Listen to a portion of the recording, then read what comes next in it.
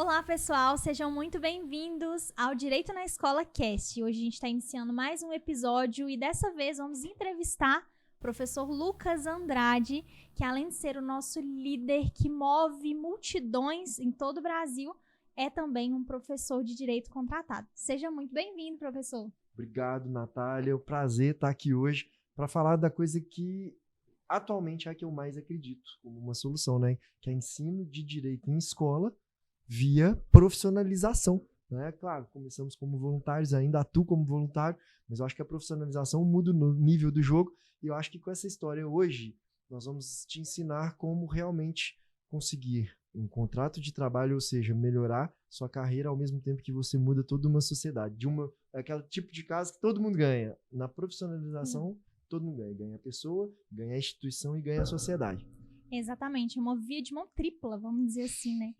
E claro que a gente não poderia deixar de avisar você que, se você faz parte do programa Direito na Escola e é um professor contratado, seguindo a metodologia, entre em contato comigo através do direct do Instagram Direito na Escola para você vir aqui, sentar aqui do nosso lado nesse podcast e receber a sua premiação, o seu broche mais do que merecido. Vamos começar então perguntando, pergunta que todo mundo faz quando te encontra, Lucas. De onde é que surgiu a ideia do programa Direito na Escola?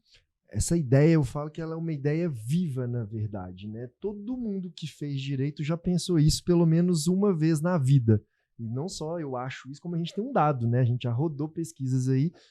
Quase todo mundo que estudou direito acha que o direito tem que ser ensinado na escola. Quase todo mundo que eu digo é 99, alguma coisa por cento.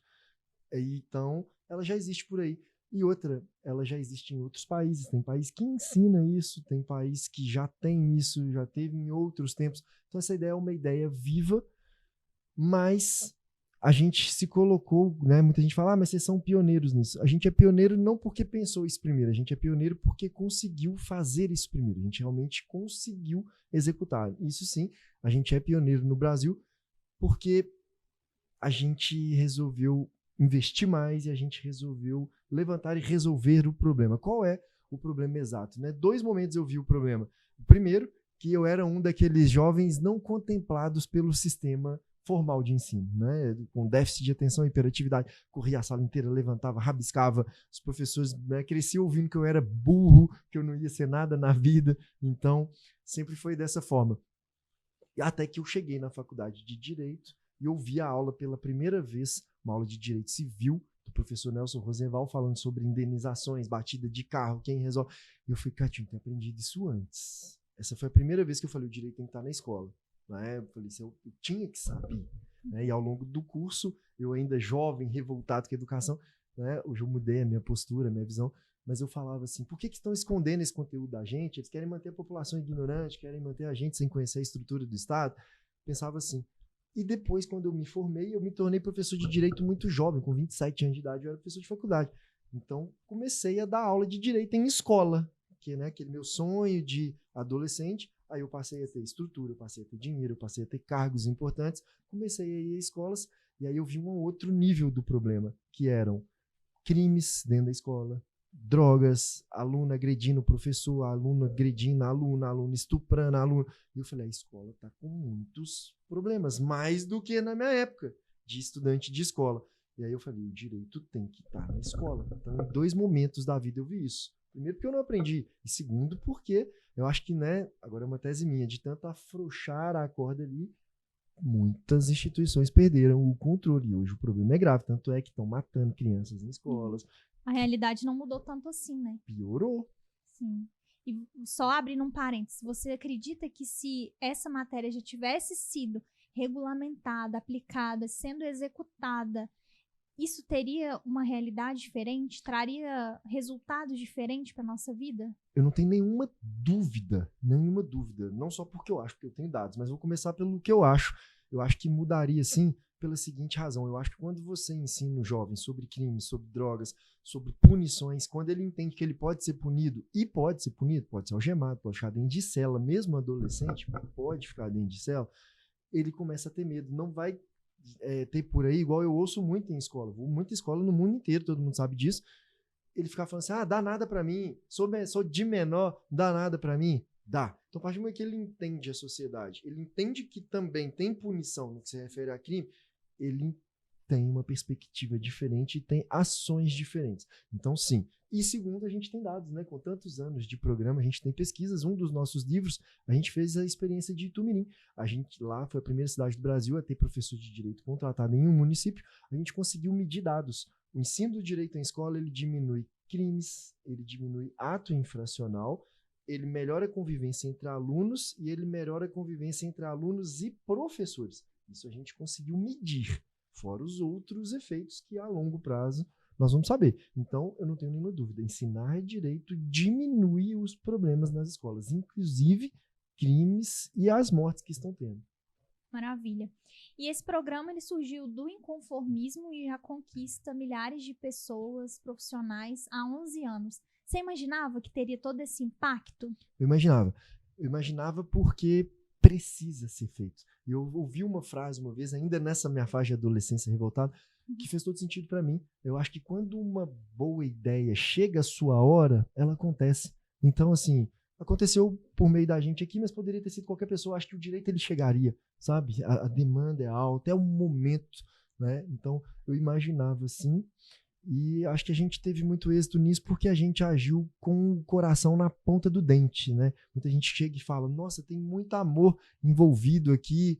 Tem, né? Mas eu falo assim, eu não sou o cara que faz por amor. Amor tá com as meninas todas aí, comigo não. Eu fiz por indignação, realmente. Não indignação com a educação, acho que precisa melhorar, mas a minha indignação é com pessoas que não conhecem a estrutura da sociedade, com as pessoas que estão passando fome, com as pessoas que não têm acesso ao conhecimento, com as pessoas que estão desempregadas, com as pessoas que estão suicidando, com as pessoas que estão matando. Essa é a minha indignação, né? Já morei em muitos países e afirmo, a gente precisa melhorar muito, né? E a nossa geração tem o poder de fazer isso. Quem tem o poder tem o dever.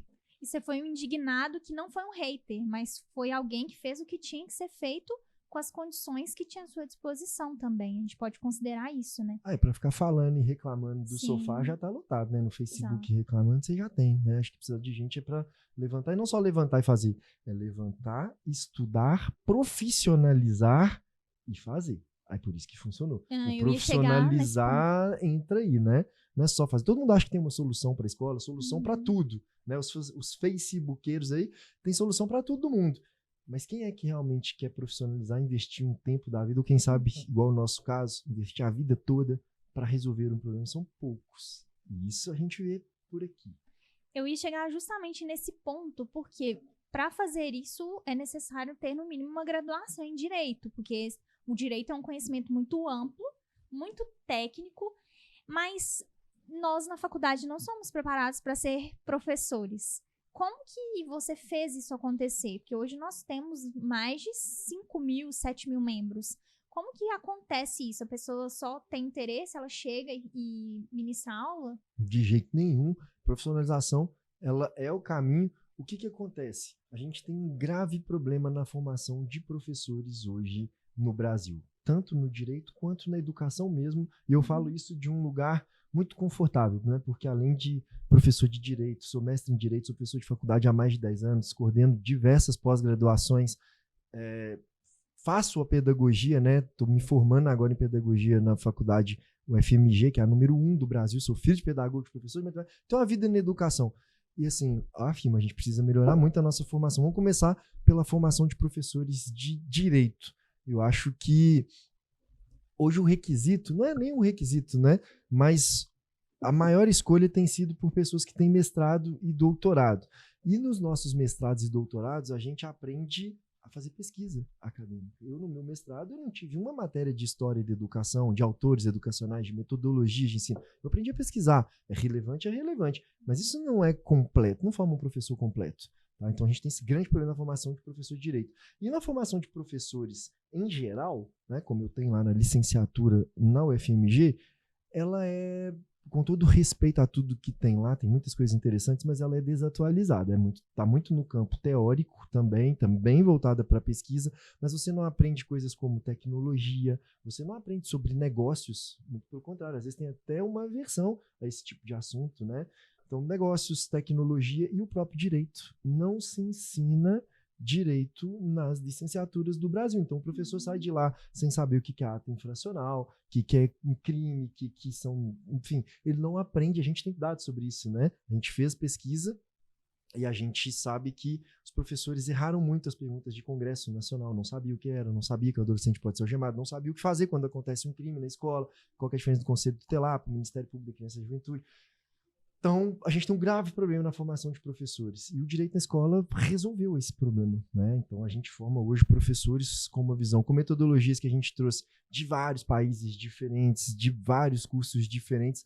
A gente conseguiu, então, formar professores conectados com a realidade e com as demandas dos jovens e das instituições de ensino. Eu acho que se você me perguntar qual é o grande segredo nosso, foi criar cursos profissionais atualizados que falam a linguagem do jovem, que entende que o jovem está na tecnologia, está no mundo, e também que entende as dores das instituições, que são dores graves, né? Desde os regulatórios institucionais, regimentos internos, crimes dentro da escola, indisciplinas.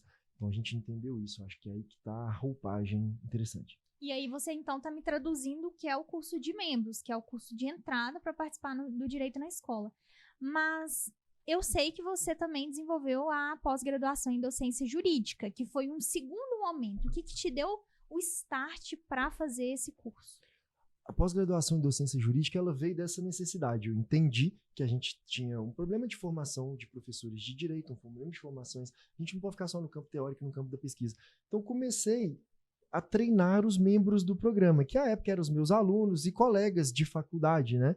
Então, eu percebi essa deficiência, tanto de professores experientes, quando eu via a aula deles em escolas, quanto dos novatos. Eu falei, a gente precisa profissionalizar. Comecei a dar cursos livres, encontro aos sábados. 5 sábados, 6 sábados. Teve um curso nosso que durou 8 sábados e os alunos, normalmente, cursos, né, a turma vai diminuindo. A primeira turma, então foi um primeiro sábado, tinha lá 200 pessoas e era esse número mesmo. Depois cai para 190, o nosso não, foi subindo. Ele foi subindo, um sábado, 2 sábados, 3 sábados. No 8º sábado eu falei, não, a gente tem que profissionalizar isso aqui. Então surge, então, lá em 2016, a primeira pós-graduação em docência jurídica do direito na escola, ensinando exatamente sobre metodologias de ensino, tecnologia, negócios, claro, didática, história da educação e sobre a educação como um todo. E aí foi um sucesso absoluto. Começou a vir não só os membros do programa, como começou a vir outros professores de direito, gente de Minas e de fora querendo profissionalizar com a gente. Então, esse treinamento é um próximo nível. Exato, né? O membro hoje ele entra no programa como voluntário, é preciso fazer um curso de membros, né? Claro, você não vai pôr gente em escola despreparada, né? Senão você está prestando um desserviço e está dando acesso à criança e adolescente de um jeito muito arriscado. Tem que ser pessoa preparada. Então, curso de membro. Aí, um próximo nível, a pessoa que se conecta com isso. E é muita gente que se conecta com isso. Hoje, a gente tem um grande problema na educação. Então, vamos falar sobre um problema no campo jurídico, né? Muita gente, às vezes, está em escritório insatisfeita, ganhando ali R$1.500, R$2.000, o advogado, e ele está insatisfeito. E aí ele vem para o programa e começa a dar aulas. Isso eu não vi 1 ou 2 vezes, eu vi várias vezes. Aí a pessoa tem acesso àquela turma e ela sente o conhecimento dela sendo transmitido e ela, nossa, eu nasci para isso. Né? Ela, de uma pessoa que está trancada dentro de um escritório, cumprindo prazos e, né, maltratada por clientes, maltratada pelo judiciário, ela fala, eu quero fazer a minha vida deslanchar e a educação é o meu lugar. Sim. E aí, para essa pessoa que entendeu que com o conhecimento dela, ela pode ser uma melhor profissional, claro, vai aumentar clientes no escritório, ela vai ser mais vista. A educação, né, a posição de professor traz isso. Ela fala, muda a minha própria vida, mas também eu mudo toda uma sociedade. E aí, para esse segundo passo, a gente tem as profissionalizações. Muito interessante isso, porque foi uma visão empreendedora que você trouxe para uma carreira que é muito acadêmica e viabilizou fazer com que os advogados eles pudessem se encontrar em uma carreira e traduzir ali 2 carreiras concomitantes. Eu acho isso muito, muito interessante. Mas além de você ser o líder, o idealizador do programa, você foi um dos primeiros professores de direito contratado em escola, não faculdade, não pós-graduação, que você já era, mas em escola. E você teve alguém para te indicar? Tem mestrado? Tem alguém importante ali dentro da escola? Ou foi através dos seus próprios méritos? Como que foi isso? Pois é. Eu vejo sempre isso, né? Como você sabe, eu lido com professores de todos os níveis, as pessoas que estão entrando na docência com os melhores professores do país nos nossos cursos de profissionalização. Os melhores, definitivamente. E eu vejo que muita gente está sempre terceirizando a responsabilidade. Fala, mas meu pai não é uma pessoa importante, ou eu não tenho mestrado, ou eu não tenho dinheiro. Eu nunca tive nada disso. Nunca tive nada disso. Eu sempre quis ser professor, não é que eu quis, eu via como uma carreira muito legal. Né? Meu pai é professor de matemática, minha mãe é pedagoga. Né? Eles não têm poder, influência para nada, assim, me indicar para nada disso, principalmente no direito. Nasci numa família que não tinha tanto dinheiro, você já consegue somar aí o que eles tinham. E eu tive que começar do zero, eu não via essa carreira como possível para mim, porque eu nunca fui melhor aluno em nada, nunca fui monitor na faculdade, nunca fiz nada disso. E logo que eu me formei, eu consegui me tornar professor, assim, os acasos da vida, né? E claro, quando eu tive a chance, eu agarrei, tive que me preparar. Mas quando eu virei professor de faculdade, eu não tinha mestrado, não só não tinha mestrado, como a faculdade pagou 50% do meu mestrado, existem normas de sindicato para isso, eu não tinha quem indica, não tive ninguém para me indicar, eu não tive recursos financeiros para poder aportar ou comprar uma vaga dessa ou fazer uma política nesse nível, eu não tive nada disso, né? Eu tive que trabalhar, sentar, criar métodos e executar, né? Eu gosto até de falar que eu vejo muitas pessoas dando desculpa e quem é bom de desculpa não é bom de mais nada. Bacana demais, Lucas. E você testou o próprio método e viu que realmente funciona e hoje ensina para milhares de outras pessoas. O que você, assim, considera essencial para o professor que está desejando uma contratação, que está se capacitando? Tem alguma habilidade especial para isso? Ou ele realmente precisa fazer o mestrado, ter ali uma política para ser indicado? Como que funciona isso? O que acontece? O método ele foi surgindo, né, sendo revelado aos poucos. Hoje ele é um método que é indiscutível. Ele funciona. A gente tem centenas de pessoas, né, que seguiram o método de direito na escola e conseguiram seus contratos e alcançar muitas vidas aí. Né? Então ele funciona. E quais são as habilidades dentro dele que são necessárias assim? Mestrado, isso, como eu disse, né, não é necessário no momento. Eu acabei fazendo o mestrado depois, mas não comecei assim, né? Quando eu entrei no mestrado, eu já era professor de cursinho, de faculdade, de curso técnico. Já dava aula em 3 carros, já vivia da educação. Pagava minhas próprias contas, eu vivia, me sustentava na educação. Então, quais são hoje as habilidades necessárias para um professor que quer viver e viver bem remunerado? Eu não tenho vergonha de assumir nenhuma, eu sou um professor muito bem remunerado. Habilidades para você viver bem e bem remunerado hoje na educação. Você precisa aprender sobre tecnologia.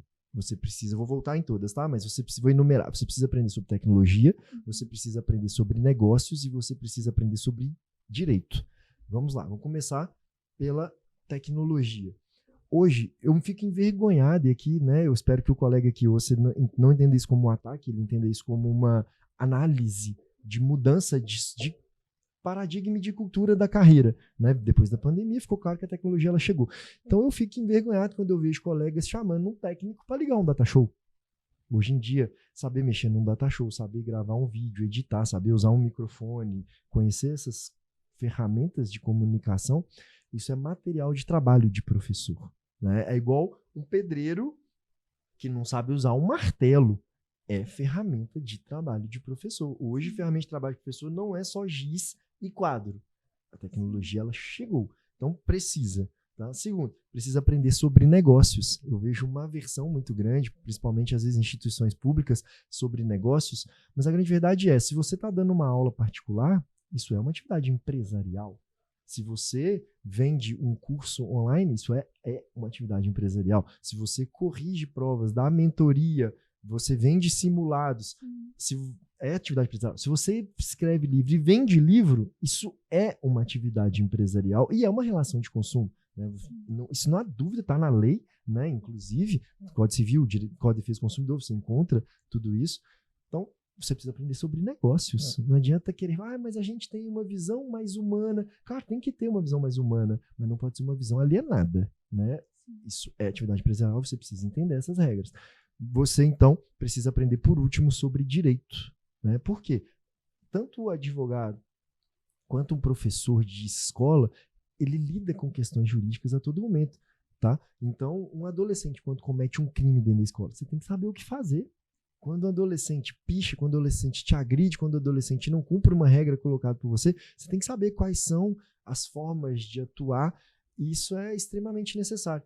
Então, quando eu vejo, né, por exemplo, já fiz vários cursos de formação de professores, inclusive em faculdades top, como eu disse, né?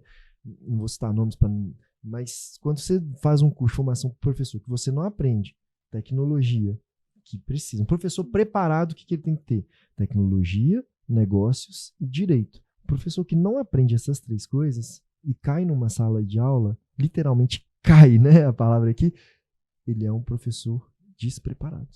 Né? Eu sei que vai doer em alguns, quem quiser me criticar vai tentar achar uma vírgula na minha frase para criticar.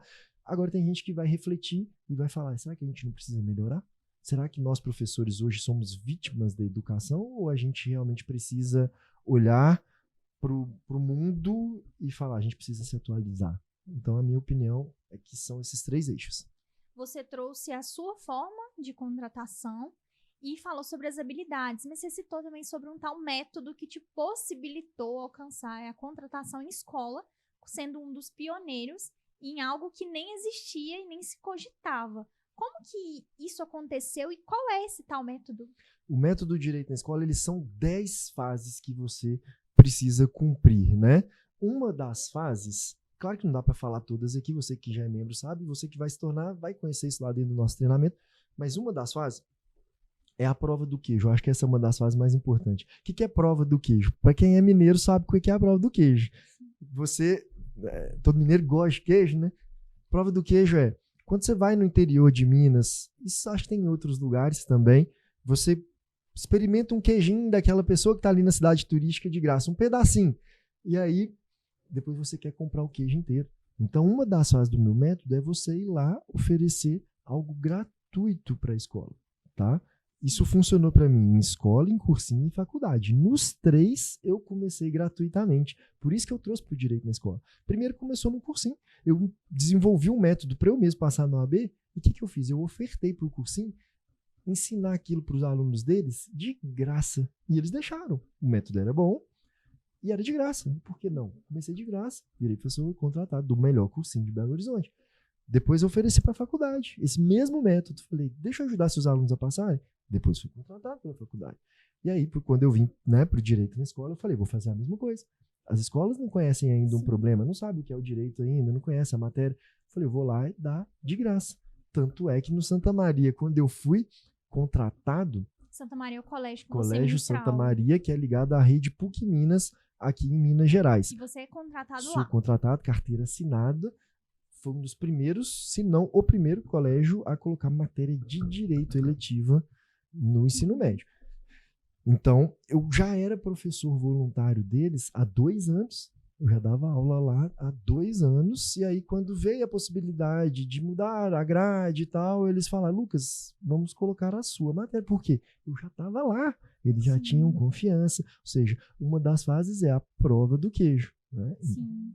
Maravilha. Tem mais alguma outra fase ou você quer deixar exclusivamente para o curso de membros? Tem várias, né? Tem várias, mas eu acho que a prova do queijo é uma das mais importantes e ela ilustra bem, né? Porque às vezes a pessoa ela quer ganhar antes de fazer. E não, acho que o mundo fecha para isso. O mundo ele quer pessoas que criam soluções. Depois os benefícios vêm, sabe? Sim. Muita gente fala, ai Lucas, hoje você tem sua vida resolvida, você tem tudo isso. Sim, mas antes disso acontecer... Eu criei soluções para o mundo, sabe? Primeiro eu entreguei, depois voltou naturalmente. É claro que lá no começo, quando eu não tinha recurso nenhum, era difícil. Tinha dia que eu falava, meu Deus, eu tenho que pagar uma conta básica aqui. Mas uma hora a conta fecha. Verdade. E aproveitando o gancho do que você disse sobre a questão das pessoas que não conseguem, além dessas que querem realmente se aproveitar sempre, ter sempre resultado, ter sempre ganho, tem mais alguém que não consegue? Quem não consegue o cargo é quem não cumpre o método. Porque o que acontece? O programa de Direito na Escola, hoje muita gente conhece e muita gente tende a simplificar algo que não é simples. Porque vê, né, muitas mulheres alegres, bonitas, dispostas a mudar o mundo e fala, olha, é só eu colocar uma camisa azul, pegar uma cópia da lei de Direito na Escola e eu vou conseguir. E não é assim que funciona. Aqui a gente conseguiu porque, como eu disse, né, tem um método muito passo a passo. Tem o jeito certo e o jeito errado de fazer. Então tem gente que pega e quer fazer uma engenharia reversa do negócio, né? Quer começar mandando um currículo para a escola, mandando um currículo para a faculdade, sem experiência e sem mestrado, sem nada. Não vai funcionar. Ou mesmo com mestrado, quantos colegas meus, mestres e doutores, estão sem trabalho no ramo? Então, precisa seguir o passo a passo. O que eu vejo que as pessoas não conseguem porque não seguem uma metodologia, querem atalhos.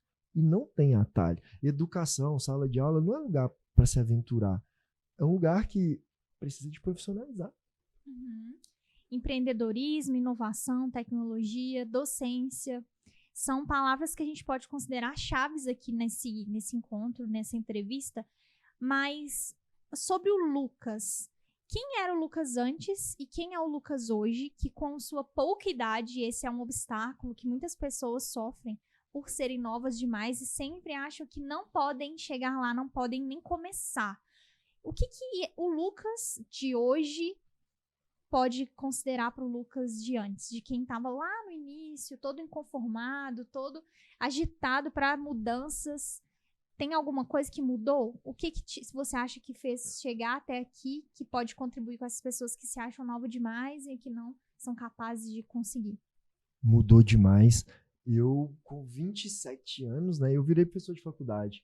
Então, acho que a primeira coisa que a gente tem que vencer é aquele pensamento de que você não é capaz, né? Eu achava que eu não era capaz.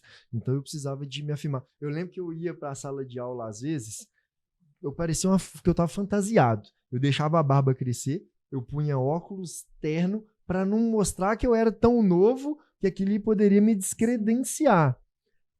Pode ser que a pouca idade realmente nessa carreira não seja o maior atrativo, né? Porque, como diria um chefe que eu tive, né, professor, ele falava assim, a docência é uma carreira boa, porque quanto mais cabelo branco, mais experiência e logo mais dinheiro você tem. O que é um estímulo para quem está começando tarde, né? Porque tem gente, às vezes, a gente é muito assim, a mente humana é muito doida.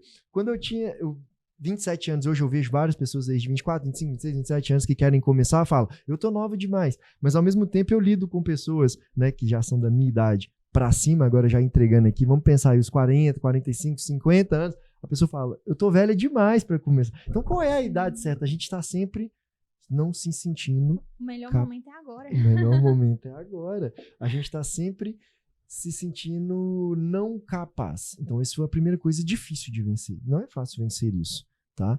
Então, essa foi a coisa primeira.